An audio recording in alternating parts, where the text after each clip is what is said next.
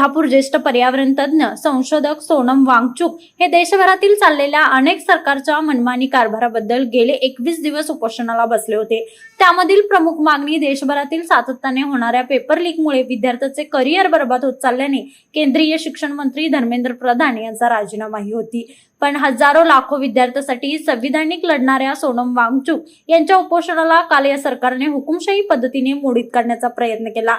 त्यांना शिवीगाळ केली यांचा निषेध म्हणून कोल्हापूर शिवसेनेच्या वतीने सोनम वांगचुक यांच्या स्मरणार्थ पोस्टरबाजी करून केंद्र सरकारच्या विरोधात तसेच केंद्रीय गृह खात्याच्या विरोधात जोरदार घोषणाबाजी व निषेध नोंदवून सरकारच्या विरोधात घोषणा देण्यात आला। तसेच या आंदोलनात संविधान बचावचा संदेश देत डॉक्टर बाबासाहेब आंबेडकरांची प्रतिकृती केलेला एक युवक हातात संविधान घेऊन संविधान बचावचा उपदेश देणारा प्रसंग दाखवला गेला। या आंदोलनात सोनम वांगचुक यांच्या सरकार विरोधी या लढ्याला एकमताने पूर्ण पाठिंबा जाहीर केला। यावेळी उपस्थित शिवसेना उपनेते संजय पवार, सहसंपर्क प्रमुख विजय देवणे, जिल्हा प्रमुख विराज पाटील, नियोजक शिवसेना शहर प्रमुख मंजित माने, महिला जिल्हा संघटिका प्रतीक्षा उत्तुरे, उपजिल्हा प्रमुख अवधूत साळुंके, स्मिता सामंत, राहुल माळी, दीपक गौड, विकी मोहिते, दिनेश साळुंके, विनोद खोत, केदार वाघापूर आणि ठोंबरे, सुप्रिया पाटील, रुपेश रोडे, दिलीप देसाई, सदाशिव पवार उपस्थित होते। लाईव्ह मराठीसाठी कागलहून अजित बोडके।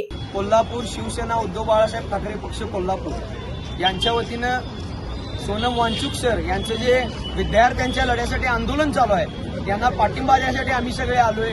आज बघितलं तर कालची घटना आपण बघितली असेल तर वाईट पद्धतीनं या नालायक सरकारनं म्हणजे इंग्रज सरकारनं म्हणजे नालायक पद्धतीनं त्यांना शिव्या दिल्या आणि आंदोलनाचा बंड मोडून काढण्याचा प्रयत्न केला। पण ही लोकशाही आहे, यात असं चालणार नाही।